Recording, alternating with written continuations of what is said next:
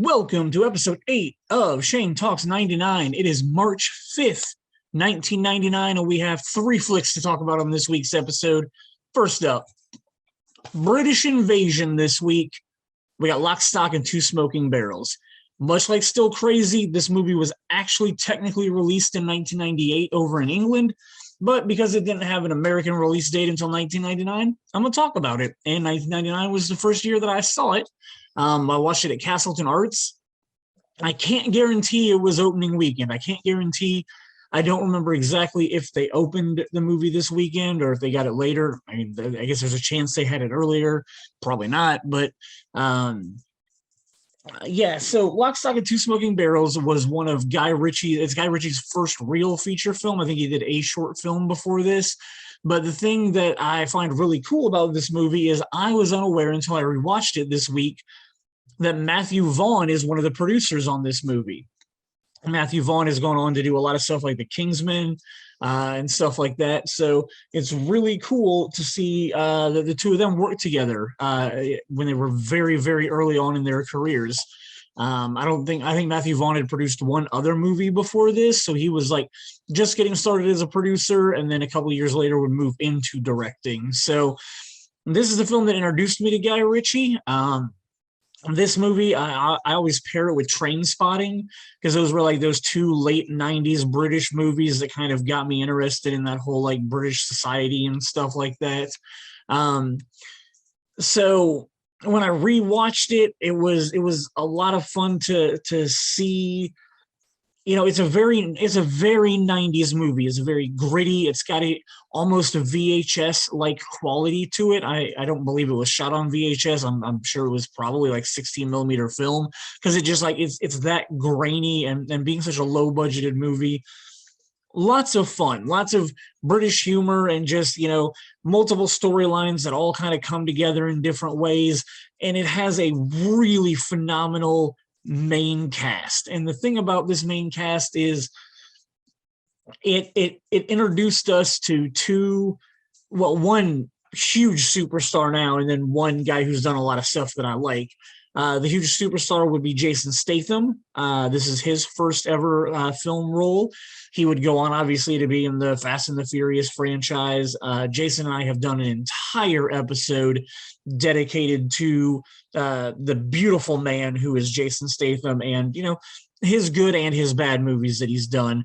But the other guy in this movie that I really like was Vinnie Jones. This is Vinnie Jones's first ever Hollywood, or not Hollywood, it wasn't a Hollywood movie. Vinnie Jones's first ever like film. And the cool thing is both of these guys, let's see, Vinnie Jones was a actual football player in England, and Jason Statham was a championship diver. So they both came from different sporting backgrounds, both got cast in this movie, both took advantage of it and had pretty good Hollywood careers. Vinnie Jones doesn't do as much anymore, but right now in 1999, 2000, 2001, in 2000, he does the movie Gone in 60 Seconds and plays Sphinx. He was also back for Guy Ritchie's second film, Snatch. And then in 2001, he did the movie Swordfish. And also in 2001, he was in another British movie called The Mean Machine. I know my buddy Justin Rochelle, it's one of his favorite movies. I really enjoy it also. It's essentially the British version of The Longest Yard. You know, star football player gets put in jail, organizes a football match against the guards of the jail. So really, really good movie and enjoyable to watch. The rest of the cast, kind of just a bunch of common British guys. They've done more British work than they have American. Jason Fleming is about the only other guy in this movie that I think has like done a good amount of work in Hollywood. Guy Ritchie, I'm a big fan of his early work. This one I like a lot. Snatch I like a lot. Revolver I like a lot. And then Rock and Rolla was about the end of my my interest in Guy Ritchie. Not a fan of his Sherlock movies, not a fan of any of the stuff he's done after that. Swept Away was not a very good movie, even though it was, you know, more towards the beginning of his career. Just not my bag of tea or cup of tea or whatever that idiom is. So Lock, Stock, and Two Smoking Barrels, we got, you know, a really good British surge right there. of some great acting, great actors in the movie. Next up, analyze this. We got Bobby De Niro and Billy Crystal in a comedy together, and it was a good movie. It's a lot of fun.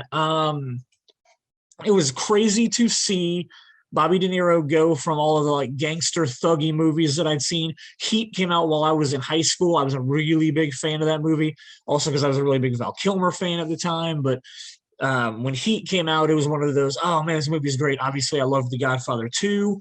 Robert De Niro jumped into comedy here. I don't know if he had any comedy on his resume before this, but it was not anything I'd ever seen him do. And I really liked it. Like, he really steals a lot of his scenes that he's in.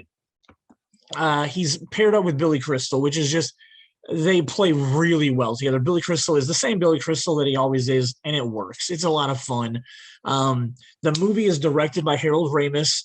Rest in peace.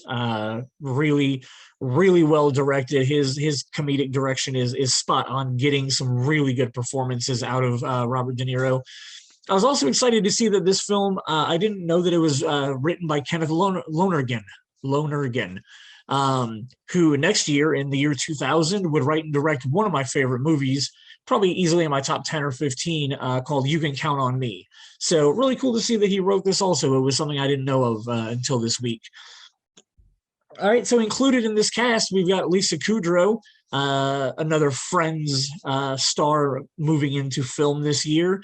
Jennifer Aniston did Office Space a few weeks ago, and now we got Lisa Kudrow in this one. Chaz Palminteri, who will in a couple of years go on to do Pool Hall Junkies, plays like a rival mob boss in this, and again, just nails the comedy very well, shows, the wonderful direction of Harold Ramis. I remember when this movie came out, and I remember watching it at Clearwater where I worked. I had seen the trailer for this movie well over 100 times, probably close to like 500 times, to be honest, just because it was one of those movies, 500 maybe an exaggeration, at least 100 times, because it was on every single movie that we showed at that point. So I just saw this trailer all the time. And I remember being disappointed in the movie just slightly for the fact that I felt like a lot of the comedy bits and gags were used in the trailer. And so while the movie itself was a good and fun plot and a lot of fun to watch, I just felt like I didn't laugh as much as I should have because I'd seen all the jokes in the preview. Let me tell you, 20 years removed, not really remembering the preview very well at all, despite how many times I watched it back then. It was a very fun watch this week when I rewatched this movie. I laughed out loud multiple times. There's lots of funny gags and bits that are in here. Again, I credit a lot of that. Well, good script probably, but Harold Ramis's direction obviously shines through in the performances in this movie, because a lot of the supporting cast do an amazing, great job. And the script itself just has some really good, quick one-line comedy bits that were executed perfectly in this movie. So, separated from the trailer for as long as I was, rewatching it, I laughed a lot and had a really fun time with this movie this week. Now last, finally, a movie that could have easily been released last week, and it continues our Sex in 1999 talk. It's the teenage version of Dangerous Liaisons, and that's Cruel Intentions. Easily one of my favorite films of this year, easily in the top 10 of 1999, probably top 5-ish. It is just an absolute blast of a movie to watch, and I can't even begin to tell you how much I love it, how many times I've watched it, honestly, I probably have the movie memorized. I could probably pop it in and recite it word for word and annoy a lot of people while I'm doing it.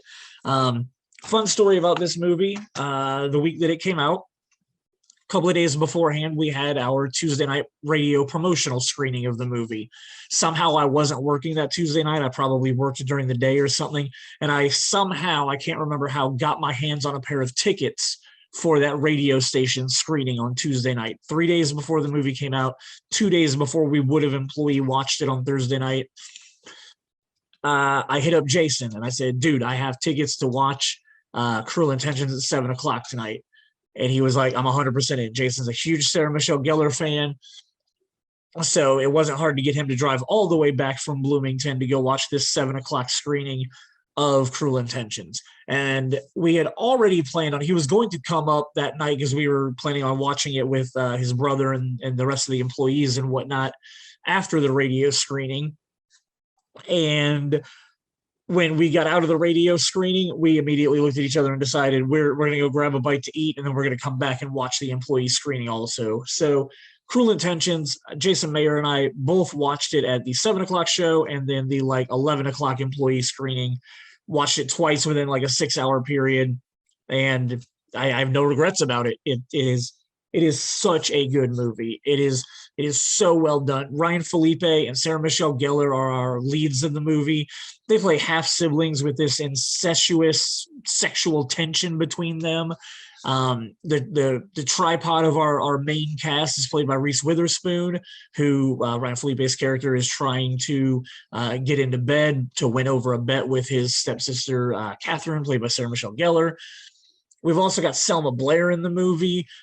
She plays what turns out to be a bi-curious character. She ends up sharing a kiss with Sarah Michelle Gellar's character, but also is sleeping with another Sean Patrick Thomas. I was going to get to him in a minute, but Sean Patrick Thomas, who will go on to do Save the Last Dance in 2000.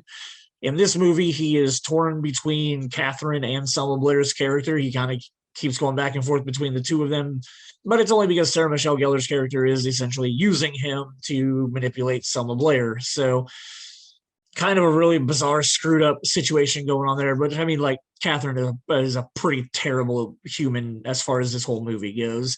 Dawson's Creek's Joshua Jackson is also in this movie. He's sporting his blonde hair that he also had in Urban Legend the previous year.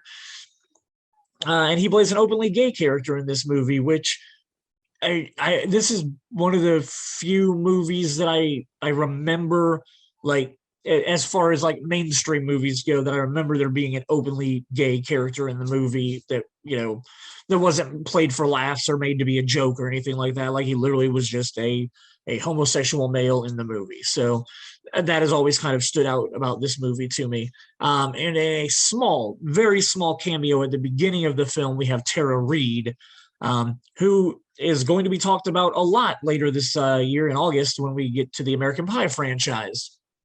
So the movie, it was nominated for a lot of MTV Movie Awards, a lot of Critics' Choice Awards.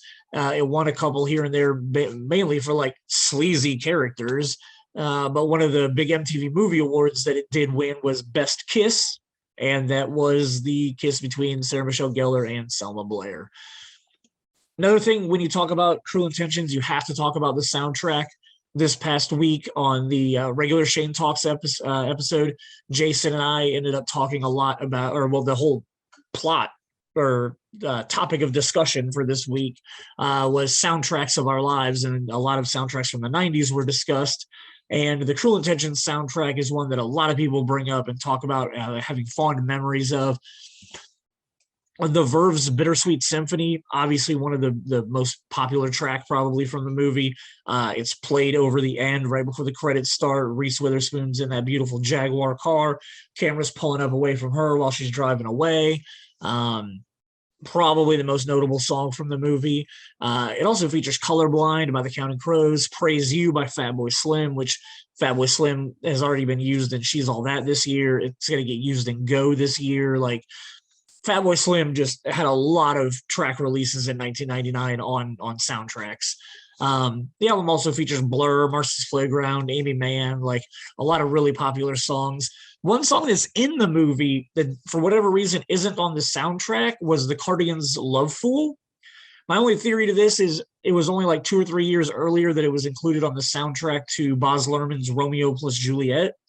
I don't know if that had anything to do with them being like, we just had this song on a soundtrack, we don't want it on another soundtrack, but they did allow them to use it during the movie, which, you know, it's kind of a funny gag. It's you know, only in there for a couple of seconds when they're doing the pool scene, but pretty awesome soundtrack, pretty great movie. Like I said, easily in my top 10 for 1999. I highly recommend it. I assume most people who are listening to this have already seen it because if you're the right age group for this, like this movie was huge back in 1999. Next week, I'm excited to look at a movie I've only seen once. I need to go back and revisit it this week. Marky Mark joins up with Chow Yun-fat for the movie The Corruptor.